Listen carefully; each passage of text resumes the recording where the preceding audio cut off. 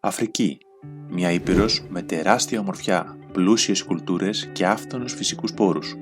Παρ' όλα αυτά, παρά το τεράστιο δυναμικό της, συχνά περιγράφεται ως μία από τις πιο φτωχές περιοχές στον κόσμο. Αλλά γιατί, τι κρατά πίσω την Αφρική?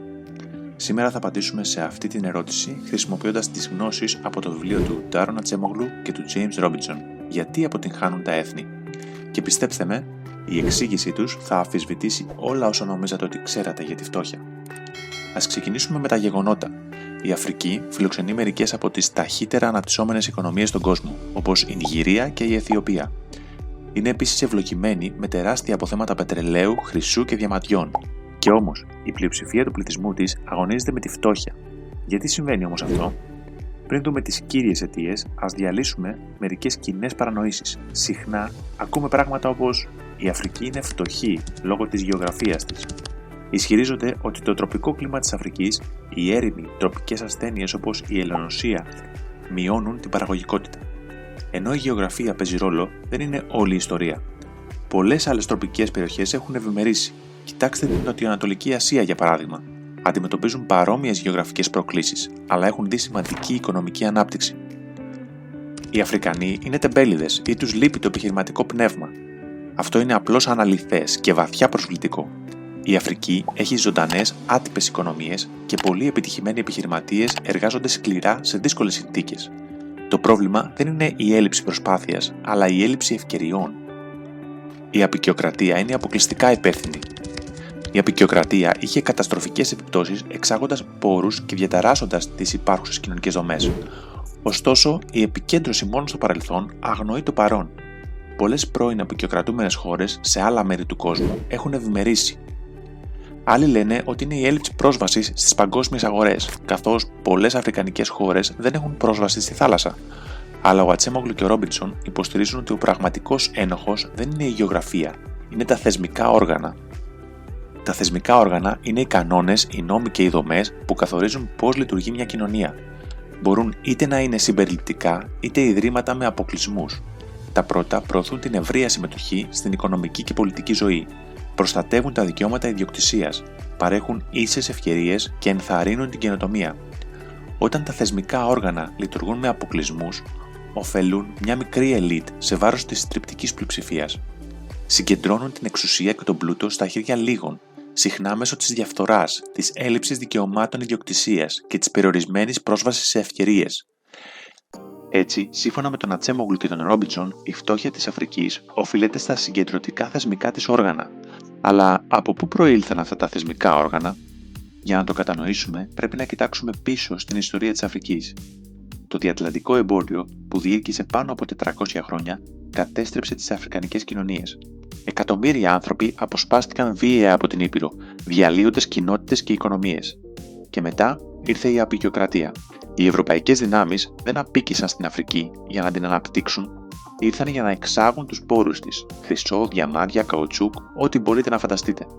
Οι Βρετανοί, οι Γάλλοι, οι Βέλγοι και άλλοι δημιούργησαν συστήματα σχεδιασμένα να εκμεταλλεύονται τους τοπικούς πληθυσμούς και να διοχετεύουν τον πλούτο πίσω στην Ευρώπη.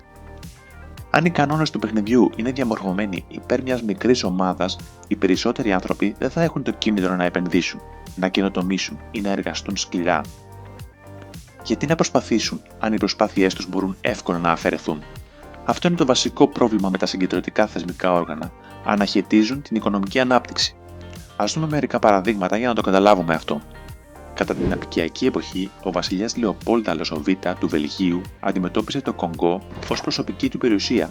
Εγκαθίδρυσε ένα βάναυσο αποσπαστικό σύστημα επικεντρωμένο στην εξαγωγή πόρων, όπως καουτσούκ και ελεφαντόδοντο. Εργασία υπό καταναγκασμό, βία και τρόμος χρησιμοποιήθηκαν για να μεγιστοποιήσουν τα κέρδη. Ακόμα και μετά την ανεξαρτησία, πολλά από αυτά τα ασταθή και αδύναμα συστήματα παρέμειναν σε ισχύ και συνέχισαν να επηρεάζουν τη λαϊκή δημοκρατία του Κονγκό. Η Σιέρα Λεόνε είναι πλούσια σε διαμάντια, αλλά αυτά τα διαμάντια του αίματος έχουν τροφοδοτήσει τη σύγκρουση και τη διαφθορά για δεκαετίες. Τα θεσμικά της όργανα, χαρακτηριζόμενα από αδύναμη διακυβέρνηση και έλλειψη διαφάνειας, έχουν επιτρέψει σε μια μικρή ελίτ να υποφεληθεί από αυτούς τους πόρους, ενώ η πλειονότητα του πληθυσμού παραμένει φτωχή. Φανταστείτε ένα σύστημα όπου μια μικρή ελίτ κατέχει όλη την εξουσία και τον πλούτο, ενώ η πλειοψηφία έχει λίγο λόγο. Αυτό το είδος συστήματος αποθαρρύνει την καινοτομία και την εργασία, επειδή οι άνθρωποι ξέρουν ότι δεν θα αποκομίσουν ωφέλη. Αντίθετα, τα συμπεριληπτικά θεσμικά όργανα δίνουν σε όλους μια θέση στο τραπέζι, προστατεύουν την ιδιοκτησία, ενθαρρύνουν τις επενδύσεις και ανταμείβουν την καινοτομία. Χώρες με συμπεριληπτικά θεσμικά όργανα, όπως οι Ηνωμένες Πολιτείες, τείνουν να είναι πιο ευημερούσες. Τώρα ας δούμε τη σύγχρονη Αφρική.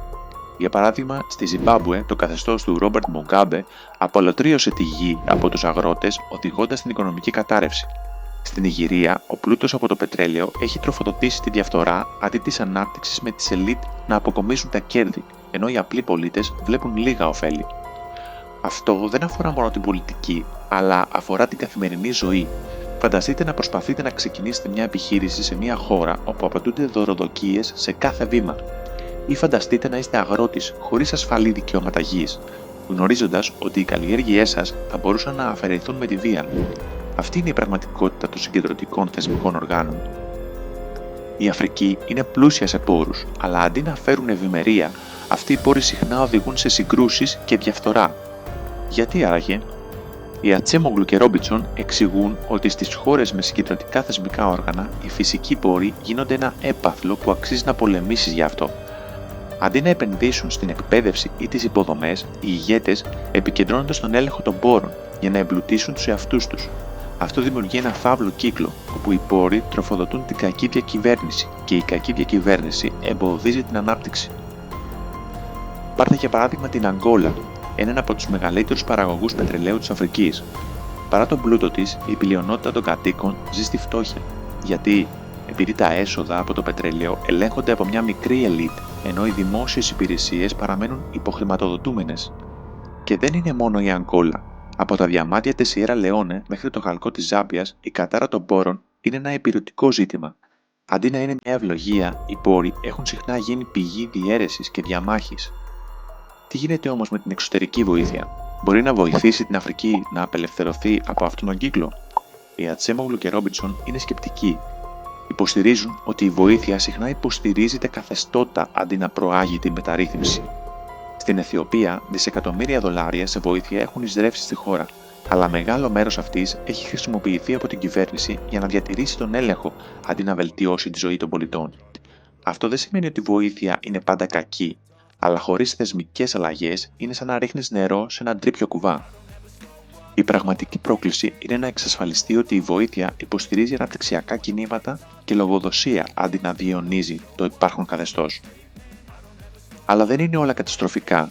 Υπάρχουν ιστορίες επιτυχίας στην Αφρική που υποδεικνύουν ότι η αλλαγή είναι δυνατή. Η Μποτσουάνα συχνά αναφέρεται ως ιστορία επιτυχίας.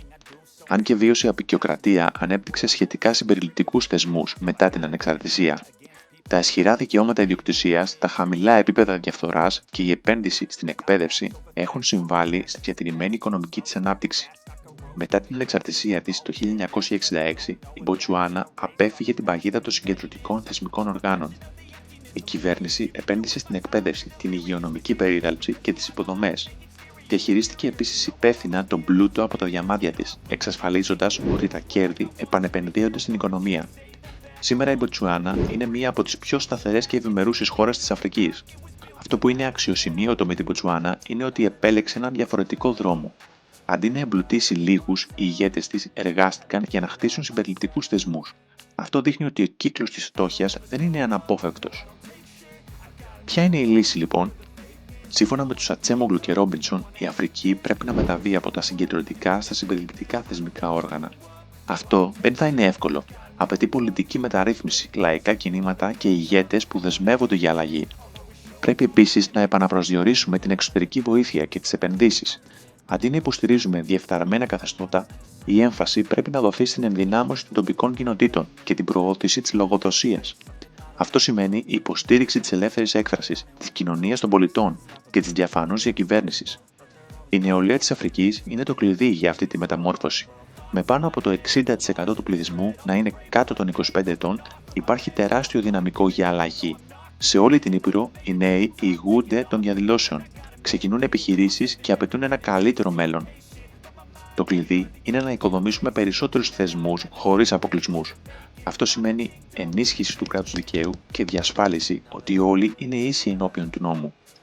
προώθηση της δημοκρατίας και της χρηστής διακυβέρνησης με τη δημιουργία διαφανών και υπεύθυνων πολιτικών συστημάτων που επιτρέπουν την ευρεία συμμετοχή.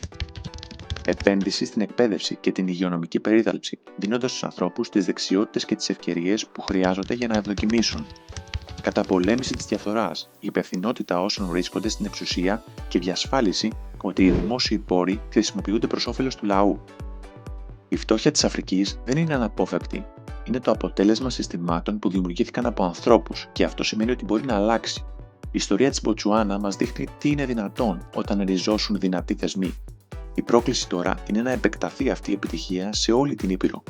Ο δρόμος μπροστά είναι μακρύς, αλλά το δυναμικό είναι τεράστιο. Η Αφρική έχει τους πόρους, το ταλέντο και την αντοχή για να ξεπεράσει τις προκλήσεις της. Το ερώτημα είναι, θα υποστηρίξουν αυτό το ταξίδι οι μεγάλες δυνάμεις? Πείτε μου στα σχόλια, ποιο πιστεύετε ότι είναι το μεγαλύτερο εμπόδιο για την ανάπτυξη της Αφρικής? Αν βρήκατε αυτό το βίντεο διαφωτιστικό, μην ξεχάσετε να κάνετε ένα like, εγγραφή και κοινοποίηση. Τα λέμε στο επόμενο.